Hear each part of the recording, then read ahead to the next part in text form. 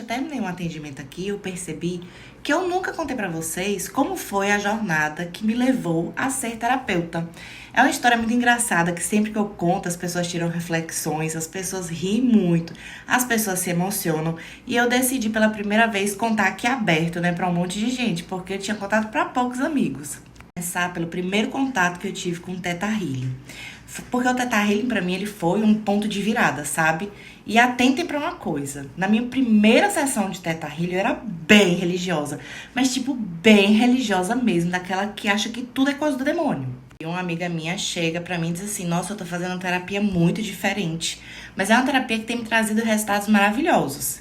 E anotem, eu era bem cética, mas bem cética mesmo. Eu só acreditava na minha religião e só acreditava nas coisas que eram faladas dentro da minha religião.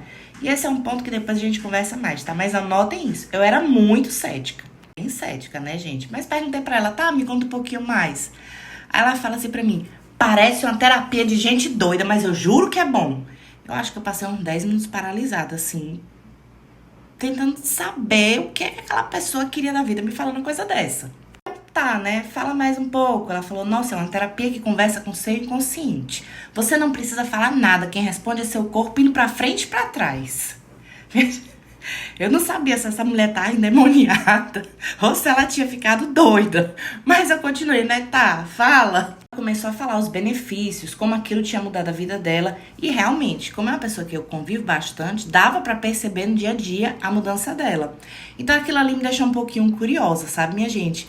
Mas naquele momento eu disse pra ela que ia ver, tá? Eu vou ver, vou pensar um pouquinho. Porque na época eu era, tipo, muito religiosa mesmo, vocês não têm noção. E eu não queria fazer nada que fosse algo místico ou algo que fosse contra a minha fé. Curiosa que eu agendei a sessão com essa terapeuta que estava atendendo minha amiga, né? Chegou o dia dessa sessão, me sentei lá e disse assim, olha, eu sou crente, eu não acredito em cristal, eu não acredito em alma, eu não acredito em muita coisa que você tá fazendo com minha amiga. Então faz a sessão comigo de uma maneira bem prática, por favor. A terapeuta, ela foi muito sábia, né? Porque ela disse, não, tudo bem, se você não estiver gostando, se você não sentir à vontade, a gente para, não se preocupe, que aqui é uma terapia que não envolve religiões. Então ela foi me explicando e foi conduzindo direitinho a sessão e eu fiquei pra fazer. Falei um pouco sobre os pontos que eu queria trabalhar pra ela, né? Ela anotou, a gente conversou lá um momentinho. Só que realmente o Theta Healing, ele não é uma terapia que você vai ficar 1 hora conversando com a pessoa, né? Ele é uma terapia muito prática. Então a gente fez aquela conversa inicial, ela me pediu pra ficar em pé. Enfim, tinha chegado o momento da loucura, né, minha gente? Fiquei em pé. Em pé, bem cética, querendo rir, porque, gente, na primeira sessão dá vontade de rir. Foi só seguindo as explicações dela. Até que ela fez uma pergunta e meu corpo respondeu sozinho. Eu fiquei, como é que é? Eu digo, não, fui eu que me mexi. Eu comecei a racionalizar, eu digo, não, fui eu que me mexi. Fez outra pergunta, pá, o corpo pra trás. Eu digo, meu Deus do céu, meu corpo tá falando sozinho mesmo, igual a minha amiga disse. Na hora me deu uma crise de riso, porque quando eu fico muito nervosa eu começo a rir. Me deu uma crise de riso, começou a vir aquele pavor que quem é religioso sente, sabe? E eu, meu Deus do céu, será que eu tô fazendo alguma coisa errada?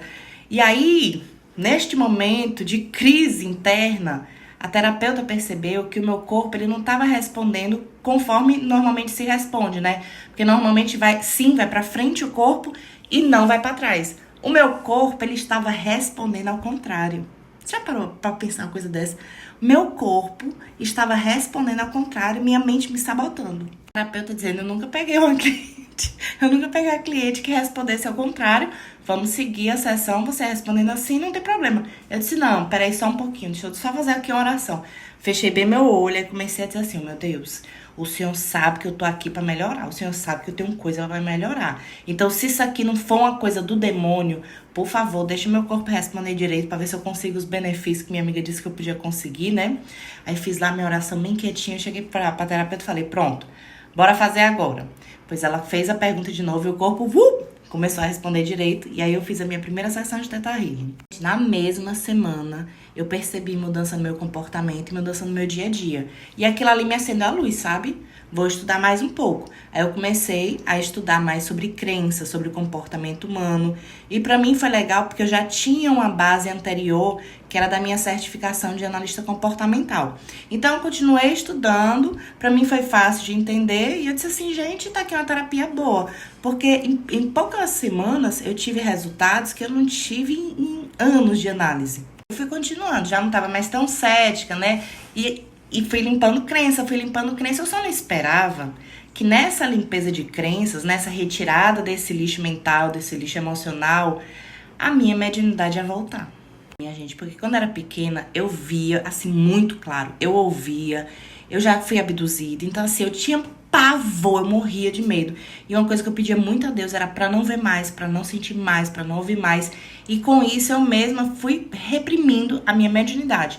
Mas com o Theta Healing, tirando essas camadas, né, de sujeira emocional, de sujeira lá do passado, a sensibilidade voltou. À medida que eu ia estudando, eu percebi que aquela religiosidade que eu tava, né, inserida, já não estava mais fazendo sentido para mim. Me desliguei das religiões, comecei a estudar mais, comecei ainda e a mediunidade foi aumentando.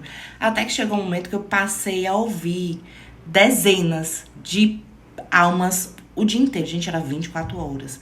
Eu não conseguia dormir, eu não conseguia fazer nada direito, era só ouvindo a alma. Parei com a terapia, porque eu disse assim, não, é essa terapia que tá fazendo isso. Parei com a terapia, parei com tudo, e isso pra mim foi uma perdição. Porque quando a gente ou reacende a mediunidade, ou tá descobrindo a mediunidade, a gente precisa de uma rede de apoio, sabe? A gente precisa de um suporte energético, de suporte mental. Então, aí, eu ter feito isso, minha gente, foi assim, andar 3 passos pra trás. Não conseguia mais dormir. Minha gente, tinha um espírito que ficava do meu lado, que quando eu cochilava, ele gritava no meu ouvido, mas ele gritava muito alto mesmo, sabe, assim, do ouvido doer, que eu pensei até que poderia ser meu marido ou meu filho brincando nas primeiras vezes. Mas o dia que esse espírito gritou, eu tava sozinha dentro de casa, eu vi, gente, não é gente, não é gente, é um espírito. Aí o que eu fiz? Eu fui buscar uma terapia feita a pessoa normal? Não. Tive a ideia de jirico, minha gente, nunca façam isso, por favor. Tive a ideia de jirico de me medicar.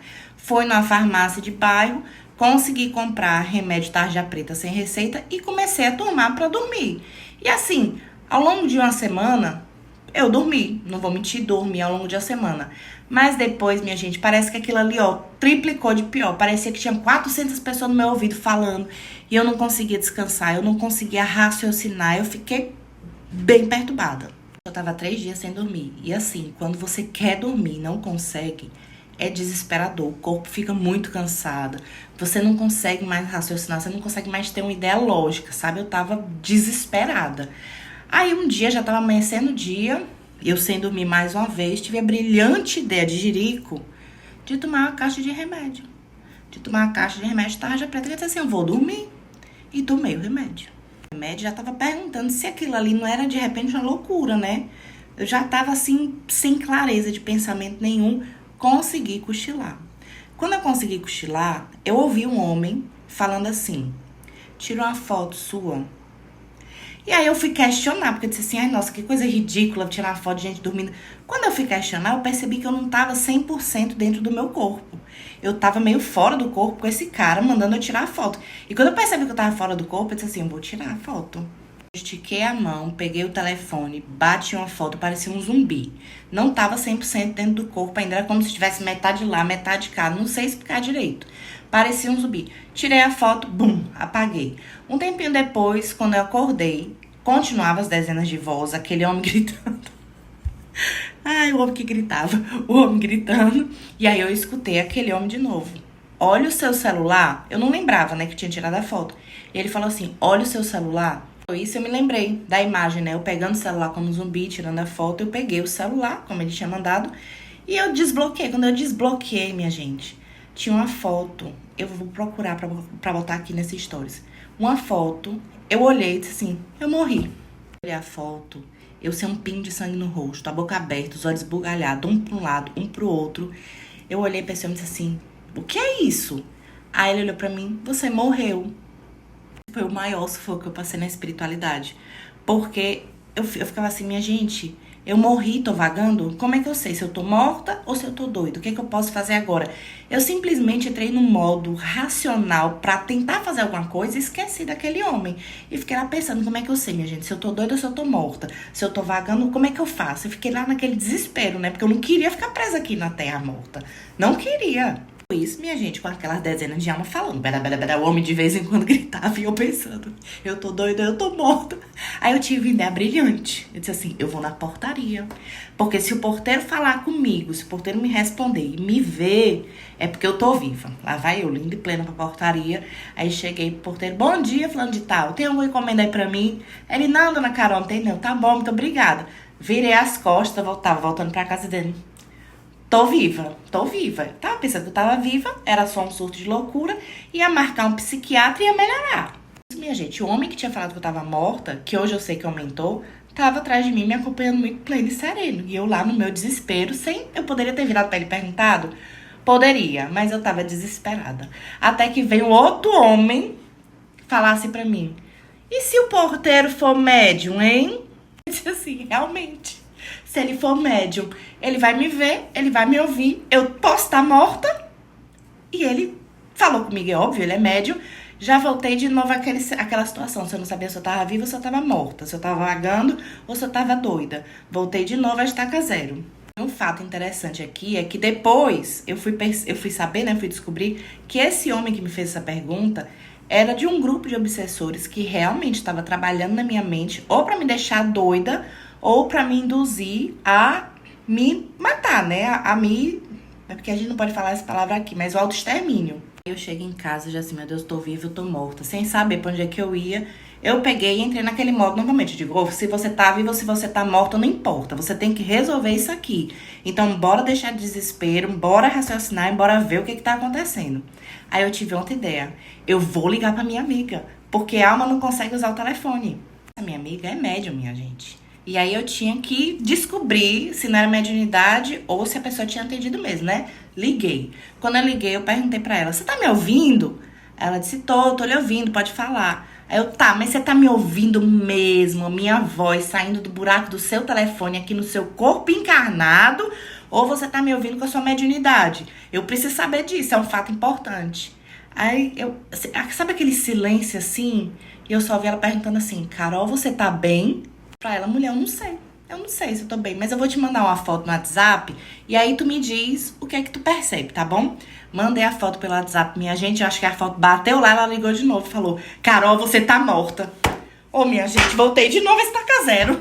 Aí ela falando que eu tava morta, eu pensando que eu tava morta, eu pensando como é que morto fez ligação, me lembrei do homem que tava me acompanhando esse tempo todo. Aí eu olhei pra ele, meu senhor, por favor, me diga, eu tô morta, o que tá acontecendo comigo? Se eu tô morta, me leve pra algum lugar, não vai dar pra ficar aqui rodando. De alma penada, eu já tô desesperada. Aí ele falou, você morreu. Eu já entendi, mas você voltou. Pra minha amiga. E ela falou a mesma coisa que o mentor tinha falado, porque ela também tinha ficado encasquetada com isso, né? Aí eu disse assim, pronto, estou encarnada. Não sei se eu tô doida ainda não sabia, não tinha batido o martelo se eu não tava doida, né?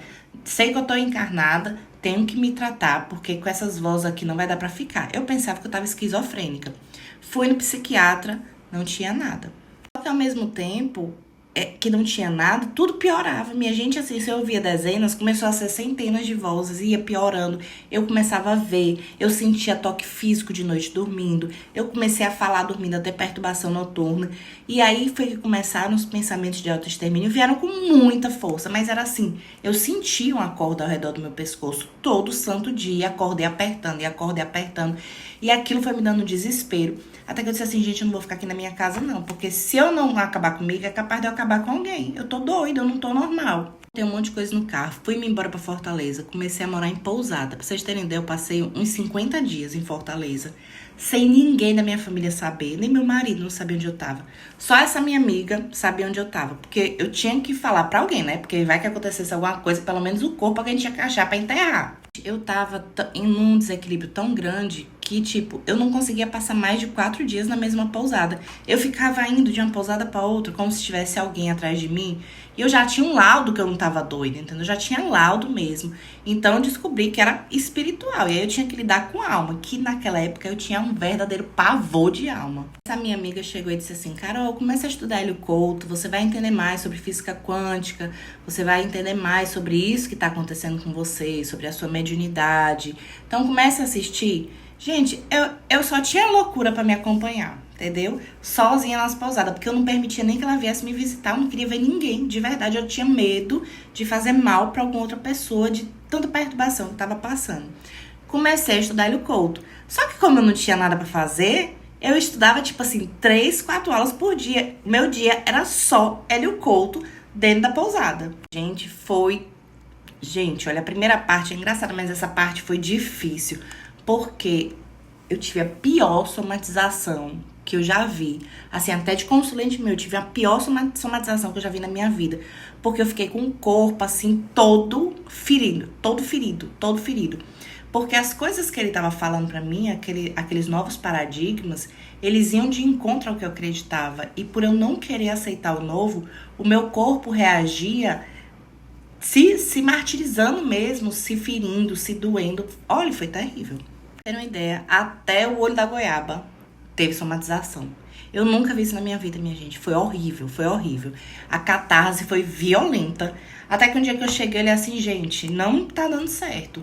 Eu, estudando as aulas dele, via que a onda nova entrava e os paradigmas que estavam fazendo tudo aquilo, eu decidi, não. Agora o negócio é o seguinte, tudo que me falarem, eu vou tomar como verdade e depois eu vou ver por mim mesma e me decidir. Pronto, não vou mais somatizar nada, não vou mais segurar nada, eu vou soltar tudo. E aí eu comecei a melhorar. Tipo, em 2 dias, o corpo que estava todo ferido melhorou. Continuei com o estudo do Hélio Couto, que é bem longo, né? E começou a aparecer no meu Instagram diversas postagens patrocinadas de mesa quântica estelar, radiestesia, sessão disso, sessão daquilo. Tudo que eu dizia que era do demônio começou a aparecer no meu Instagram. Tava tão ruim, minha gente, tão ruim. Eu vou colocar uma foto aqui de como eu tava pra vocês verem. Eu tava tão ruim que chegou uma hora que eu disse assim, minha gente, eu vou dizer uma coisa. Eu não sei se é do demônio isso não é, mas eu vou fazer. Porque no desespero que eu tô aqui, eu não tenho como esperar mais ninguém me ajudar, não. E aí eu fiz. E aí quando eu fiz a mesa quântica estelar, que foi uma das coisas que eu aprendi como terapeuta, porque é uma técnica que eu acho incrível. Quando eu recebi a sessão na mesa quântica estelar, eu dormi. E começou a aparecer várias, tipo assim, foram muitas sessões mesmo. Eu fiz mais de 15 sessões ao longo desse tempo que eu fiquei afastada de todo mundo. E tudo que apareceu eu ia fazer. Eu ia de cabeça aberta, ia fazer. Começou a mudar muita coisa. Aquela ruma de alma eu comecei a conseguir conversar. Comecei a pedir para irem-se embora, eu não sabia ainda tratar, né? Mas eu comecei a pedir para saírem, para me respeitarem, eu dormir. E comecei a conversar com elas, ia perdendo um pouco o medo, ia me trabalhando, ia melhorando. E ali eu comecei a recobrar a lucidez que eu tinha perdido já. Gente, foi tão incrível que eu disse assim, gente, eu vou começar a aprender essas técnicas para fazer em mim, para fazer na minha família. Porque foi uma coisa que me ajudou muito. Tipo, eu saí de um quadro que eu tava beirando a morte, né? E pensando que eu tava doida, pra uma lucidez mental que há meses eu não tinha. E aí eu comecei a estudar sobre as técnicas. E eu pensei que ia ficar só aqui, pra casa mesmo, pra mim mesmo, sabe? Até que um dia eu fui fazer uma mesa quântica estelar e aquele mesmo homem, aquele mesmo mentor veio e falou, não, você vai trabalhar como terapeuta. Porque o que você passou até aqui é uma coisa que vai servir como base pra você ajudar muitas outras pessoas. E foi assim, minha gente, resumidamente. Depois eu venho contando mais uma história aqui, uma história ali pra vocês, mas o resumo é esse.